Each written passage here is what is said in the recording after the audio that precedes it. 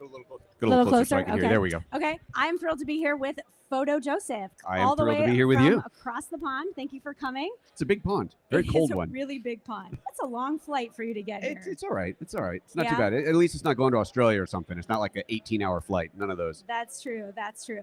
Well, I would love to talk a little bit about your transition over to Europe, but prior to that, like you're an interesting guy in the industry. You really are. That's a good start. I like it. Yeah, you've got the veteran vibes. You've kind of been around in different places. You've done the commercial side, the YouTube side. I'd love to hear a little bit about your story and how you've evolved into the place that you are today. Yeah. Wow. Gosh. I mean, it's a nice way of saying you're old. Thank you. I appreciate that. That's cool. I like that intro. Gosh, how did I start? I mean, I've been doing stuff with cameras forever. Like literally one of the earliest pictures I have of me with a camera in my hand, I'm like 7 years old. Wow. So I've been involved in one way or another forever. It's what I studied in school. My first real job actually when I graduated college. I decided I'd been shooting already for over 10 years. Like I've been working as a photographer for like 5 years already. And I decided that either I was going to go full on into the let's be a professional still photographer, or in which I was getting kind of bored with, or go into the making of the tools. So it's like either use the tools or work on making the tools. And at that point, Photoshop was 1.0. Right. A little while ago, right? That is a hot minute. And so it is a while ago. It's been a hot minute. And there was so many interesting things happening in the software world for creatives that was where I started my career, my actual working professional post-college career. But it was always in the creative space, the photography space, and then eventually that evolved into, somebody must have beat the time over there. So eventually that evolved into video. And so, yeah, I was doing still photography type work with software. I ended up moving to Europe for this one company back in 97. Is that right? Yeah, 97. And worked for them for a while, came back to the US. I ended up at Apple for a while. I worked on Final Cut and Aperture. And when I was working on Final Cut, that of course got me into video. That's when I first started getting into that. And then I left Apple in 2009 to go independent. So that's like 16 years ago now. I'm learning all sorts of things I didn't know about you. Yeah, so I went independent then, and I went independent to be a still photographer, which was great. That was a good, I was doing still photo for a while, but then, like I said, I had some video experience, and I started getting more and more into video. I started working with Panasonic and the Lumix cameras. I had a buddy, Giulio Sciorio, who I worked with as a Panasonic ambassador, and he used to always say, just push the red button. Yeah. Like he was super into video, and I wasn't. And he would just push the damn button. Just push the red button. And finally I started doing it. I'm like, oh, okay, I kind of like this. And that was the beginning of going into video. And I did videos and stills kind of side by side for a long time, and eventually phased out of doing still photography. My last still commercial shoot was, I don't know, probably 10 years ago. I just kind of, it ran its course, and video is getting more and more interesting. And so, yeah, I've been doing video since. And I started doing YouTube. It's probably been 10 years, which is an embarrassing long, no, it hasn't been that long, but it's been an embarrassingly long time to have just under 100K subs, which is like, come on. But it's been a hell of a run. It's been a lot of fun to do this and build it up. Sure. I mean, your name is Photo Joseph. Right. And even that in itself, that's a great story. But I was trying to figure out, because my last name is Lenashke. Nobody can spell that. Lenashke. Right. And I own, the URL josephlenashke.com. But like, what's your website? Josephenashke.com. Gesundheit? Like, nobody can find that. True. Right. And so at some point, a buddy of mine were like, I need to find a good name that's easy to remember, a good brand. Yeah. And we're online chatting with each other. He goes, dude, photojoseph.com is available. I'm like, you've got to be kidding me. So I registered it, and that was the moment that I became Photo Joseph. Yeah. And it took years to get that on Twitter. Somebody had that name banked, and I finally got them to give it to me. Oh, wow. And eventually I just spread it, and I got it everywhere. And so that was the brand. The brand was defined by availability. Yeah. And interesting. That happens a lot. All right. Exactly. You wouldn't think it would, but it really does. And that was a long time ago. I mean, that was 2009, 2010. When I did that. So that was a long time ago. So I've had that brand for a really long time. And now I do video, but it's still, video is still cinematography, it really is. photography. The lines are so blurred there, but it's a nice it's all the same homage to your history. There's that as well. Yeah, for sure. So what inspired you to start a YouTube channel? Like when you first made your first video and posted it, what were you thinking? What were you hoping to accomplish? I actually started with live. Okay. And honestly, the inspiration was, there's always some new trend, some new thing that happens. And I was always getting in on them too late. Like I get in and everybody's already got it, a million, whatever. And I'm like, I'm just starting to get in. Yeah. Well, live hit, and I'm like, I'm not missing out on this. And so live at first was Facebook Live. Yeah. And I was doing Facebook Live just from my phone, like really awful, obviously, back then. But it kind of started to take off, and eventually then YouTube started doing live, and I moved it over to YouTube because it was just a better platform for it. Liked it way better than the way Facebook did. And for the longest time, that's all I did was live. And there was a point where I was doing live 5 days a week. Oh, wow. Yeah, I had a live show that was like, it was called Photo Joseph's Photo Moment, and I did a live. It would talk about, a camera, a lens, a technique, a something. And sometimes it'd be like 45-minute long shows and I'd build out these really complex live presentations that I would do. Yeah. And sometimes they were shorter. It was just that's just what I did. And then there was this thing that I used to do when Apple would do their keynotes, and they would they streamed it on YouTube, and a buddy of mine and I would. Do you remember? Do you ever see MST3K, Ministry of Science Theater 3000? Yes. Okay. So you remember that? It's like old B movies, and there's these silhouettes in the corner, these guys that are just making fun of it. Two guys in a robot making fun of it. Yeah. So we were doing that with the Apple keynotes. We had us in the corners. We simulcast it to my channel. We were silhouetted in the corner, talking over it, making fun of it. And sometimes we'd have thousands of people watching our stream because somehow they found ours instead of the Apple one. And then you get people in there yelling, "Will you guys shut good up?" Marketing technique, by the way. Right? You get people in the comments going, "Will you tell those guys to shut up?" We're like, people are going, "Dude, that's why you're here for the commentary. If you want it without, go to the Apple thing." Right. So we did that for years, and then one day we're doing it again, just another Apple keynote, and suddenly the feed is offline. Like, oh crap, what happened? So I'm scrambling, going to thing. It's offline. What happened? I don't understand what happened. And I get this thing demonetized, cut offline, copyright violation, and I flip. I'm like, oh my god! So I deleted the video. Oh my gosh, so I deleted the video. Okay, I guess rules change. Can't do that anymore. Well, that demonetized me and put me off of live. They banned me from going live for 3 months. Maybe it was in 6. 3 months, I think. So I reached out to YouTube. I'm like, this was the mistake, right? This used to be fine, and then it wasn't. They go, okay, we understand. Just show us the video feed. We'll verify that what you're saying is accurate, and then we'll reinstate you. Yeah. I go, well, I deleted the feed. They go, you shouldn't have done that. We had no way to verify you, so I was banned from live for 3 months. So I was forced to start doing edited videos. Yeah. And it didn't take long to realize, okay, I do get a lot more views on edited videos. Yeah. And so that became that trajectory. And I still did live, never, ever as much as I used to. Yeah. But that was what forced me into doing edited videos. Yeah, interesting. So we've talked a little bit about marketing here, and a lot of times YouTube videos are perceived as I'm looking for the next hook or angle to market my channel the best. Sure. But if you're outside of that, move that off the table. If you're like, this is the kind of content that really inspires me and I want to make, first, is that the content you're making? And second, if it's not, or even if it is, how would you characterize this is my inspiration content? If my YouTube channel was outside of views, this is what I would make all day, every day. Right. I think I do make the content that I want to make, which in some degrees is a problem. I should be jumping on trends or paying more attention to what people want as opposed to what I want. But I feel like that does keep my channel authentic, and it's me doing what I want to do. Sure. Now, obviously, you have sponsors, you have brands you're working with, and you've got to clearly you have to cater to that as well. At the end of the day, I got to feed myself, right? I still got to make a living.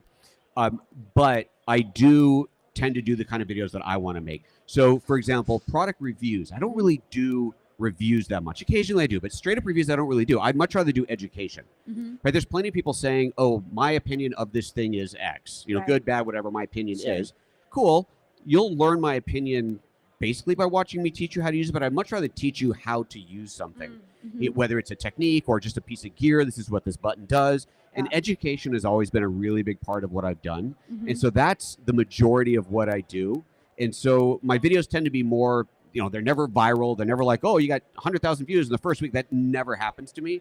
But my videos tend to play the long game because people years later, I got videos that I did years ago that you think, oh, this camera it's not on the market anymore. Should I pull that video? But there's a used market, right? People are buying a camera that was new 5 years ago. They're buying it today, finding my video and watching and asking questions. Hey, how do I do this? Or, oh, thanks for this education. Like, okay, that's cool. So that's where I focus on. The majority of my videos are like that, and that works for me. Yeah, no, it does. You get a lot of compliments out in the walking around at a show or an event like this because you're really good off the cuff. You've got kind of the journalist feel of being able to go around and talk to different folks too. Sure. Is that something you think you've really developed on the YouTube side, or is that just an innate curiosity place?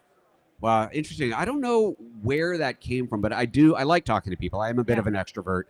which is very contrary to a lot of YouTubers I've learned, which really, Interestingly enough, right, you're really right. surprises me. Shocking, How many actually. YouTubers Yeah. that, you know, you watch them online, they're like, Yeah. oh, they're like super all out, woo, but you know, you meet them in person, like, hi.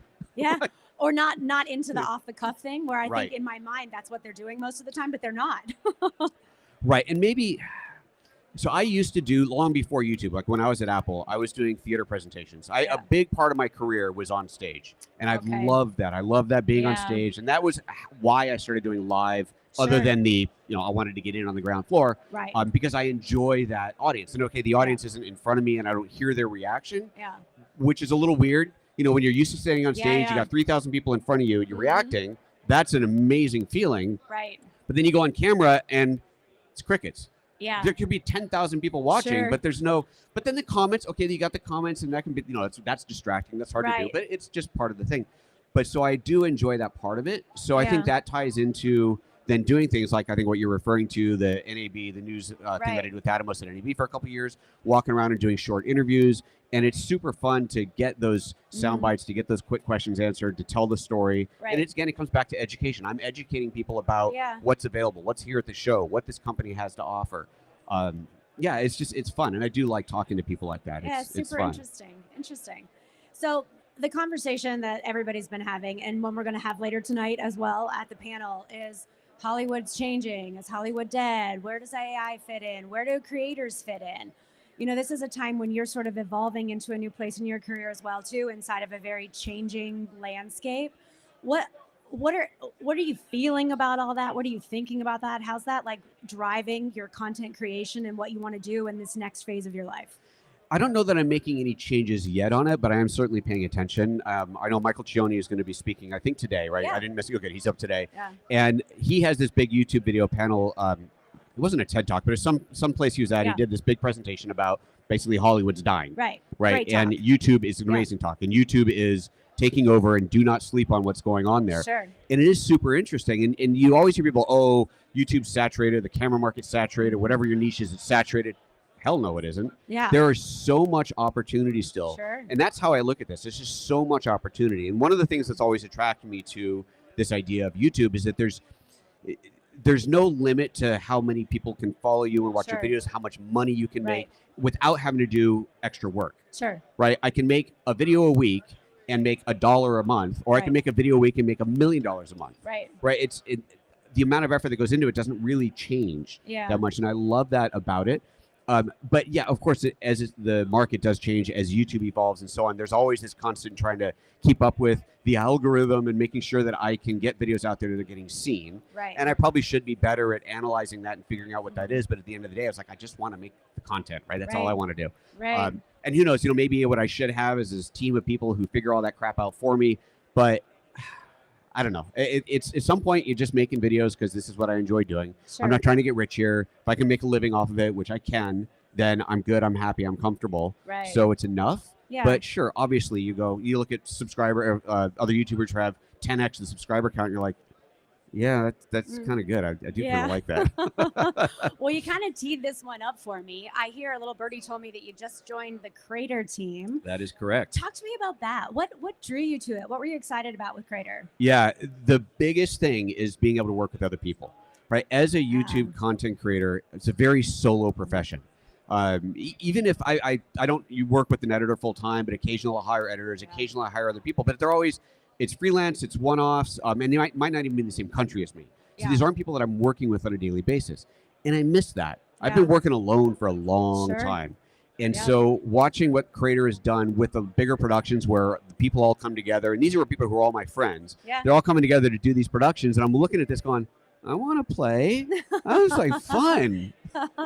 And so that to be part of a team like that, part of a group like that, it was the number one draw, just to be able to get in and have some fun with other people. Sure. And have opportunities to make content that I wouldn't normally make. Have opportunities to play roles that I wouldn't normally make, like watching the things that the Kia ad, and people are like, oh, I'm DP today. I've never been the DP. I'm the director. I'm the grip. Like, that looks like, that's awesome. Yeah. Right? All you're doing is learning how to do more and more and more. Yeah. And as a solo guy, like, I have to do everything already. So yeah, I've already done all of these jobs, but just for me, not for a crew. So that's a whole other level of cool. No, I love it. That's super No, cool. you kind of nailed it. I mean, just speaking from my creator hat, that's exactly what we were going for. You touched on something about the productions and playing roles that you haven't before. Like, I find that so interesting, and this conversation that's about Hollywood and the blurred lines and creator culture and all of those different things. To me, this is like the ultimate blurring of those lines and the stirring of the pot. Oh yeah. And I've heard from a lot of the creators in the group that that's one of the things that they're most liking is being pushed outside of their boundaries and their limits. So, Right. You've had a very different experience and a very different background than a lot of these guys. If you're like, my next challenge is, or at creator, like it's your next production, what would be your dream role in that thing to be like, I haven't done it, maybe scares me a little bit, but like, this is the one I want to be asked to do. What's Wow. that? Interesting. Maybe directing, because it's obviously I'm directing every video that I make. Sure. Right, but I also have to do everything else. To be able to focus on just that part of it, Yeah. could be really cool. To really have that kind of level of control of everything, but not have to move every camera, every light, every microphone, for every change that I make. Yeah. Be able to really put that much more creative effort into that one part of it. Yeah. Also, camera hopping. I mean, I love to shoot. I love being behind the camera. And this is literally how I built my entire career, is being behind the camera, and then started being in front of the camera while also being behind the camera, right? Which is crazy. But to be able to just be behind the camera and not have to be worrying about, okay, how do I sound? How do I look? How do I, like, no, I'm just making the camera do what it's supposed to do. Yeah, That'd be fun too. How about acting? I don't know if I could act my way out of a wet paper bag. I don't know, but I've never tried it, right? I've never tried it. I'm a performer, right? Yeah. I can be on stage and I'm authentic as me doing my thing. And to a degree, you're playing a role, right? As a YouTuber on camera, you play a role. I am Photo Joseph. I'm not Joseph, the family guy with kids. And that's not who I am on camera. Right. It's not who I am here on stage with you right now, right? This is the Photo Joseph me, but it's not an act. It's just my on-camera persona. Sure. So acting, I don't know. Yeah. I have no idea. I'll try anything, right? It's fun. I mean, it's kind of interesting. I remember asking Terry if he wanted to, be in the role first in No Good Legend, and then in Kia, and he made a comment yesterday. It's kind of cool. That's not something that you would, like, people fight really tooth and nail for acting roles. Right. And it's like teed up for me to try. And my YouTube history has really been like my calling card of like, here I am, you're seeing me there. And it's just kind of cool to have that set of opportunities to do those sorts of things.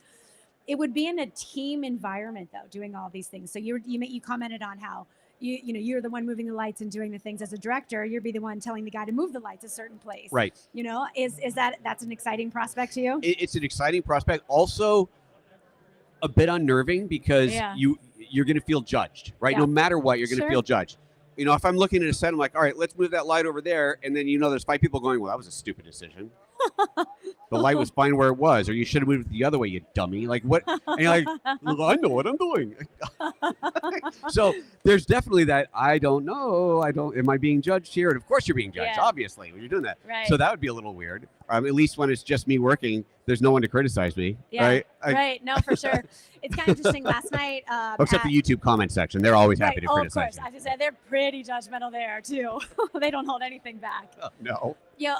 Last night at that event, Shane Hurlbut was talking about kind of always being the one to push a boundary, or a studio would say you can't do this or do it this way, or like, you shouldn't shoot a film on this or this particular thing, and he would always just kind of cross that boundary. Like, here's that's what I sort of love about the YouTube terrain, and also what we're doing at Crater is it's like, okay, this is not normal. This isn't necessarily your role, but you're in there. Would you I know people don't like to say, oh, I'm a disruptor, but do you like to kind of stand on the edge of that? It's a little bit different. Let's try something new. Oh yeah, definitely. I am absolutely early adopter when it comes to tech, right? I want to get in on the ground floor and play with things and try things. And, they say you get cut on the bleeding edge. I get cut all the time. I'm fine with that, because I want to play with it. I want to check it out. I want to be a part of it. So if that's going to disrupt or mess things up, cool. Yeah, let's do that. That's cool. I'm Gen X. We like messing things up. Love it. Very cool. I identify. So last question for you. You have just moved across the pond, not just, but not too long. It's been 2 years now, It's been 2 years. 2 years this month, actually. How has that impacted, or has it impacted at all, your career? I mean, you do kind of isolate anyways, like you said. Right. But how has that felt, being kind of far away from where things are considered to be a lot of the action? Not to discard stuff happening there, but of course, YouTube culture is a lot centered here. It's interesting. Before I moved, my expectation was it would make virtually zero change because, like you said, I've always basically worked by myself. Before moving there, I lived in Oregon. I lived in a small town. I didn't have other YouTubers around me. There was nobody else that I collaborated with. It was always just me there. Yeah. So the only time I would see other people is when I came to events like this. Yeah. That's the only time. Sure. And so I didn't expect anything to change on the move. In some ways, it really hasn't, like what I do and how I do it hasn't changed. But I don't know if it's just timing to go with the economy or whatever, but it seems like things have slowed down a bit. And I'm kind of scrambling to try and get them back up again, which is a little interesting. And I'm not really quite sure why. But also, I think there's a bit of an attitude of being there. And I'm in Europe now where things are much more chill. People enjoy life. And I'm much more inclined to be like, yeah, this video can go out next week. I'm going to go home, or I'm going to go out and have a beer with my friends because it's Thursday and we call it Little Friday where I live. And you got to, I mean, come on, you have to. And you're like, none of us are going to live forever. Do I want to spend my life in the studio by myself, or do I want to go out and have beer with my buddies? Yeah. It's nice weather. The river's open. You got so I think I'm probably taking a bit more of a chill, relaxed approach to things because I'm living there, which is good, right? I'll live longer for this. Right. This is a good thing. But maybe it's not keeping me quite as busy, but I'm still plenty busy. So, Well, very cool. This has been a great chat. Thank you for being here. Appreciate it. Thank you. Learned a lot about you. Didn't know. Awesome. Guys, if you don't know where to find him already, Photo Joseph on all of the different socials. So and all the everywheres. Thanks for being here. Appreciate it. Absolutely. And we're out. Thank you. Okay. Bye-bye.